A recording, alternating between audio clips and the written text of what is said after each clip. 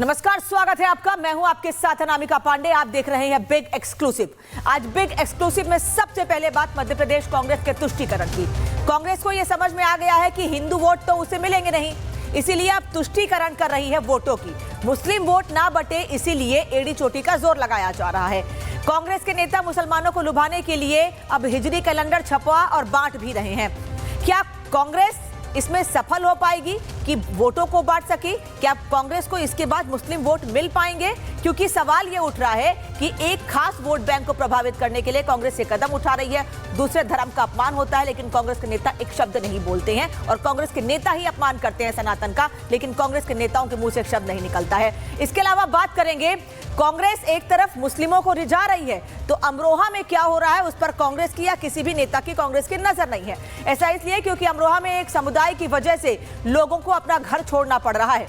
बड़ी संख्या में महिलाएं हाथों में तख्तियां लेकर पलायन की बात कह रही हैं। महिला सुरक्षा को लेकर लोग सड़कों पर हैं, लेकिन प्रशासन कुंभकर्णी नींद में सोया हुआ है। प्रशासन महिलाओं को लेकर कोई कदम नहीं उठा रहा है, सुरक्षा को लेकर कदम नहीं उठाए जा रहे हैं। यही वजह है कि महिलाएं सड़कों पर हैं। एक व्यक्ति को इस मामले में गिरफ्तार किया गया है। गिरफ्तारी क्यों हुई है? अमरोहा में ऐसा क्या हुआ कि लोगों को अपना घर छोड़ने पर मजबूर होना पड़ रहा है? ये पूरी खबर विस्तार से आपको बताएंगे। तो अमरोहा में एक तरफ पलायन हो रहा है, वहीं देश की राजधानी से लोग गायब हो रहे हैं। यानी अमरोहा में लोग घर अपना छोड़ रहे हैं, लेकिन दिल्ली से लोगों को गायब किया जा रहा है।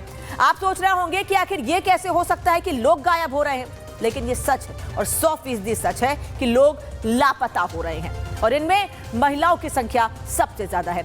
पुलिस का कहना है कि लोगों को ट्रेस कर लिया जा रहा है, लोगों को उनके घर पहुंचाया जा रहा है, जबकि कई लोगों को ढूंढने के प्रयास जारी हैं। ये भी दिल्ली पुलिस दावा कर रही है, लेकिन पुलिस के दावों के बाद भी सवाल वहीं का वहीं है कि अगर लोगों को ट्रेस किया जा रहा है तो महिलाओं की जानकारी क्यों नहीं मिल पा रही है।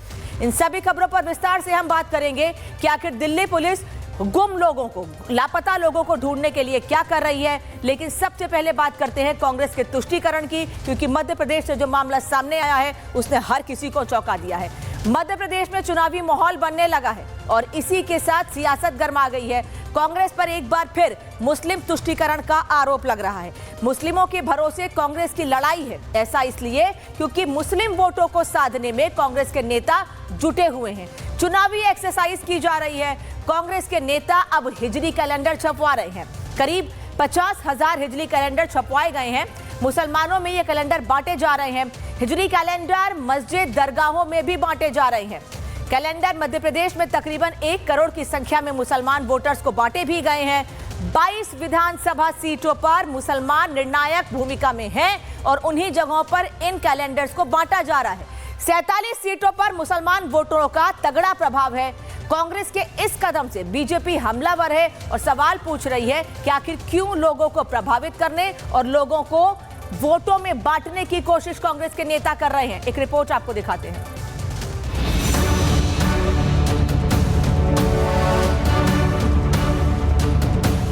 ये कैलेंडर कांग्रेस की सियासी रणनीति का नया हथियार बन गया है। कांग्रेस का दावा है कि राहुल गांधी की मोहब्बत की दुकान से सत्ता का रास्ता निकलेगा, और शायद यही वजह है कि कांग्रेस अब हिजरी कैलेंडर के जरिए चुनावी गणित साध रही है।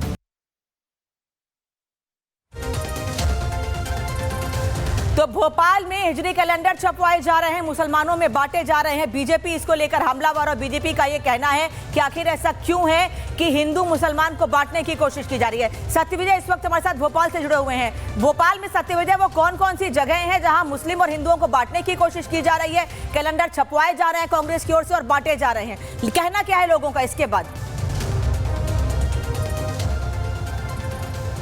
जी बिल्कुल, देखिए, अगर राजधानी भोपाल की बात करें तो कांग्रेस नेता मनोज शुक्ला हैं, उन्होंने ये हिजरी कैलेंडर जो है छपाया है और इसकी संख्या जो है 50,000 के लगभग है। चूँकि मनोज शुक्ला का अगर परिचय कराएं तो ये नरेला विधानसभा से कांग्रेस के कैंडिडेट रह चुके हैं, और इन्होंने ये जो पहल की है कि चूँकि अभी रमजान का महीना है, इसीलिए इन्होंने ये मुस्लिम कैलेंडर या इस्लामिक कैलेंडर कहना चाहिए छपाया। देखिए, अगर सैर काजी या इस्लाम से जुड़े लोग या मुस्लिम संगठन इस तरह के कैलेंडर छपवाते हैं तो हमें कोई आपत्ति नहीं है, या हम कोई उस पर तो मुद्दा भी नहीं है।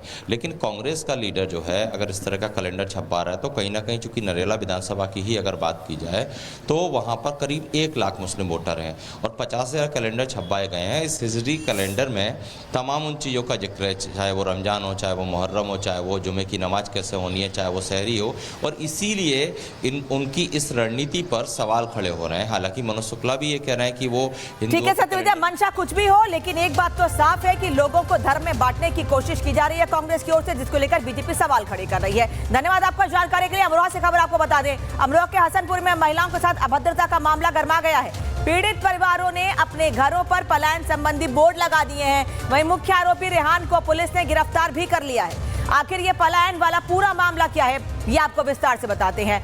अमरोहा में पलायन के पोस्टर लगाए गए हैं। महिलाओं ने छेड़छाड़ का आरोप लगाया है। दूसरे समुदाय के शोधों पर ये आरोप लगाए गए हैं। पीड़ित महिलाओं ने पोस्टर लगाए हैं। इच्छा मृत्यु की मांग महिलाएं कर रही हैं। महिलाओं का कहना है या तो वो पलायन कर जाएंगी या तो उन्हें इच्छा मृत्यु की इजाजत दी जाए। एक दो नहीं बल्कि बड़ी संख्या में हिंदू महिलाएं अमरोहा में हाथों में बैनर लेकर सड़कों पर हैं और उनका कहना है कि या तो उन्हें इच्छा मृत्यु की परमिशन दी जाए, नहीं तो वो अपने घर छोड़ने को मजबूर हैं। रिपोर्ट देखिए।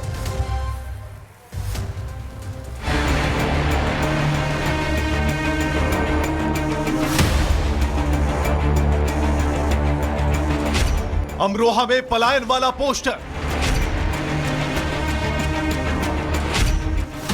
महिला उत्पीड़न, फैला आक्रोश,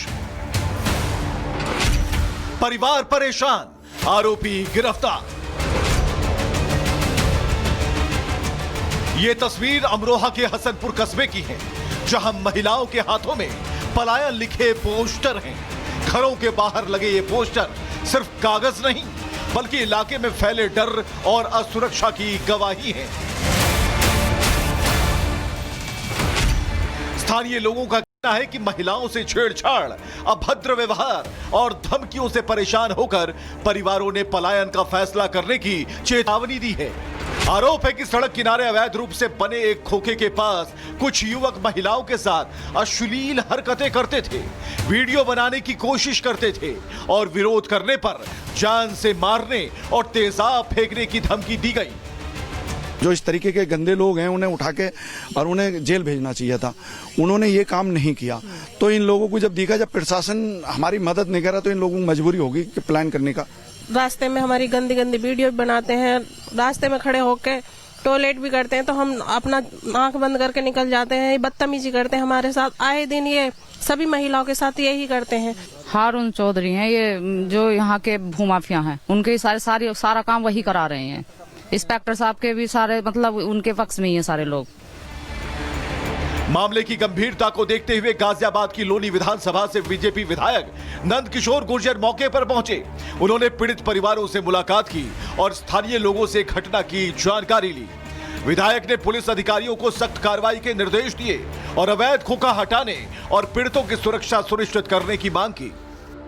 अमरोहा में और आप हिंदू हैं और रह रहे हैं तो आपके लिए ये एक आफत का सबब बन चुकी है। ऐसा इसलिए क्योंकि यहाँ पे पोस्टर्स जो है वो चस्पा कर दिए गए हैं। सबसे पहले अगर हम इस गेट की बात करें, गोकुल धाम सोसाइटी, और जैसा कि यहाँ के लोगों ने कहा कि चूंकि वो हिंदू है इसलिए उन्हें टारगेट किया जा रहा है और उसी की वजह से उन्होंने यहाँ पे पलायन और इच्छा मृत्यु जैसे पोस्टर्स जो है वो चस्पा कर दिए गए हैं। जैसे ही आप कॉलोनी के अंदर एंटर करेंगे, सबसे पहले आपको इस तरह से यहाँ पे पोस्टर्स जो है वो लगे हुए नजर आएंगे। जब वो मार्केट से अंदर अपनी सोसाइटी के लिए आते हैं तो ऐसे में चूंकि जो मुस्लिम समुदाय से लोग आते हैं उनका इन्हें विरोध जो है वो सहना पड़ता है। तो यहाँ हर एक घर के बाहर इस तरह के जो पोस्टर्स हैं वो लगा दिए गए हैं। कॉलोनी वालों ने पोस्टर्स के साथ साथ इच्छा मृत्यु जो है उसकी भी मांग कर ली है। वहीं पुलिस ने मौके पर पहुंचकर स्थिति को नियंत्रित किया और हिंदू महिलाओं के साथ अभद्रता और पलायन के मामले में मुख्य आरोपी रेहान गिरफ्तार किया गया। आरोप है कि रेहान राह चलते हिंदू महिलाओं पर अश्लील फफ्तियां कसता था, उनकी वीडियो बनाकर परेशान करता था, जिससे इलाके में भय का माहौल बन गया और कुछ परिवारों ने पलायन की बात कही। बहरहाल रेहान की गिरफ्तारी के बाद क्षेत्र में सुरक्षा बढ़ा दी गई और प्रशासन ने स्थानीय लोगों को आश्वासन दिया है उनकी सुरक्षा सुनिश्चित की जाएगी। Bureau report, Republic Bharat. अब सवाल ये उठ रहा है कि आखिर ऐसा हो क्यों रहा है, हिंदू महिलाओं को टारगेट किया क्यों जा रहा है, वहां हो क्या रहा है ऐसा। महिलाओं ने छेड़छाड़ का आरोप लगाया, खुद महिलाएं आगे आई हैं, उनका कहना है कि मुस्लिम समुदाय के लोग उनके साथ छेड़छाड़ कर रहे हैं। दूसरे समुदाय के शोधों पर आरोप लगाया गया है। पीड़ित महिलाओं ने पोस्टर लगाए हैं, इच्छा मृत्यु की मांग महिलाएं कर रही हैं और उनका कहना है कि अगर प्रशासन कोई कदम नहीं उठाता है, उनकी सुरक्षा सुनिश्चित नहीं करता है तो उनको मजबूरन पलायन करना पड़ेगा। कोमल इस वक्त साथ में जुड़ी हुई है। कोमल, एक व्यक्ति को गिरफ्तार किया गया है, 3 से 4 लोग अभी भी गिरफ्तार नहीं किए गए हैं, इसको लेकर भी लोगों में नाराजगी है वहां पर। बिल्कुल, देखिए लोगों में नाराजगी है क्योंकि एक को तो गिरफ्तार कर लिया गया है, लेकिन लोगों का यही कहना है जो मुख्य आरोपी है उसे गिरफ्तार नहीं किया गया है। और एक बार अगर यहाँ पे दिखाए, इस पूरी कॉलोनी की तस्वीरें ही दिखाया अनामिका, तो करीब 20 से 25 जो है गोकुल धाम कॉलोनी के अंदर हिंदू फैमिलीज है। हर एक घर के बाहर पोस्टर्स जो है वो चस्पा कर दिए गए हैं। एक बार इधर पोस्टर्स दिखाए तो देखिए यहाँ पे भी इस घर में ताला भी अब जड़ा हुआ आपको नजर आ रहा होगा, और इसी के साथ साथ इस के पोस्टर्स लगा दिए गए हैं कि पलायन है, इच्छा मृत्यु है और न्याय की पुकार कर रहे हैं। थोड़ी देर पहले यहाँ पे जो प्रशासन के अधिकारी है वो भी यहाँ पे पहुंचे थे, लेकिन बातचीत करने से उन्होंने साफ मना कर दिया। बात अगर करें यहाँ के लोगों की तो उनमें काफी ज्यादा गुस्सा भी है क्योंकि अभी खाली रेहान की गिरफ्तारी हुई है, बाकी लोगों को गिरफ्तार नहीं किया गया है। जी ऐसे ही हुआ, अभी गिरफ्तार नहीं किया, जो मेन सरगना है उसे गिरफ्तार नहीं किया है। अभी एसडीएम भी यहाँ पे पहुंचे, सीओ पहुंचे, उन्होंने क्या कहा? सीओ साहब कह रहे हैं हाँ उन्हें गिरफ्तार करेंगे, गिरफ्तारी का हाँ आश्वासन दे रहे हैं जी। एक को तो गिरफ्तार कर लिया है, लेकिन आप लोग कह रहे हैं जो मुख्य आरोपी है उसे गिरफ्तार नहीं किया है, और हम लोगों की यही मांग है कि मुख्य आरोपी भी गिरफ्तार किया जाए, इनके खिलाफ कानूनी कार्रवाई हो, और जो ये रास्ते में बैठे रहते हैं जो अतिक्रमण कर रखे हैं वो भी हटाया जाए, हमारा रास्ता भी सुचारू रूप से चलाया जाए। रास्ता सुचारू रूप से चलाया जाए, क्योंकि आपको एक बार हम तस्वीर दिखाए तो देखिए ये तस्वीर है अनामिका, यहाँ से ये कॉलोनी का गेट है और वहां से सीधे एक कच्चा रास्ता पड़ता है, उसी से हो करके जो कॉलोनी वाले लोग हैं वो अंदर को आते हैं। जाहिर तौर पर इसमें महिलाएं भी होती और जिस तरह से महिलाएं भी आरोप लगा रही है कि उन्हें काफी ज्यादा देखिए जो अभद्रता उनके साथ की जाती है, व्यवहार गलत किया जाता है। घर से जब वो बाहर निकलती है तो जो वहां पे जो लोग बैठे रहते हैं छेड़खानी तो करते ही हैं, वीडियो भी बनाने लगते हैं, यानी टॉर्चर जो है वो किया जाता है। जी जी जी, टॉर्चर करते हैं, ज़्यादा बदतमीजी करते हैं। 8-8 7-7 लोग वहाँ मुसलमानों को बैठे रहते हैं और उस पर गंदी वीडियो बनाते हैं, वीडियो वायरल करते हैं, और इनका जो है एक गैंग के प्रशासन से मिले हुए हैं। इंस्पेक्टर साहब के यहाँ बैठ कर चाय पीते हैं, हो हम लोगों की कोई सुनवाई नहीं होती, हमारी कोई कार्रवाई नहीं हो रही है।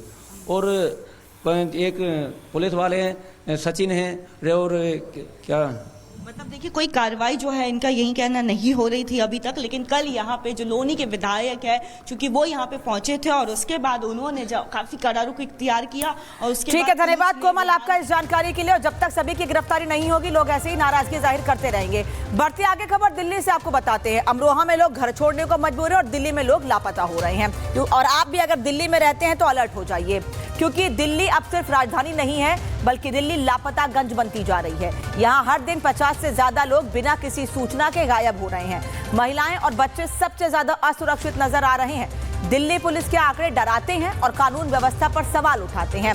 सवाल उठते हैं कि दिल्ली महिलाओं और बच्चों के लिए असुरक्षित हो गई है क्या? इसके पीछे ह्यूमन ट्रैफिकिंग गिरोह शामिल है क्या?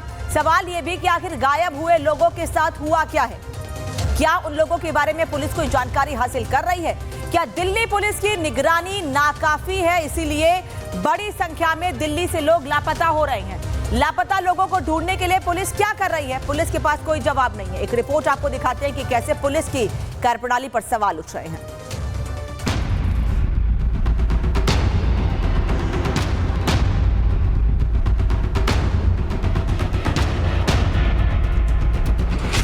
दिल्ली क्यों बनी लापतागंज? दिल्ली से हो तो अलर्ट हो जाओ। देश की राजधानी दिल्ली, जहां हर रोज लाखों लोग घर से निकलते हैं, लेकिन अब हर दिन 50 से ज्यादा लोग ऐसे हैं जो घर से निकले और फिर कभी लौटकर घर वापस नहीं आए। हम ऐसा क्यों कह रहे हैं, ये समझने के लिए आपको दिल्ली पुलिस के आंकड़ों पर नजर डालनी होगी। साल 2026 के पहले 15 दिनों में 807 लोग गायब हो गए।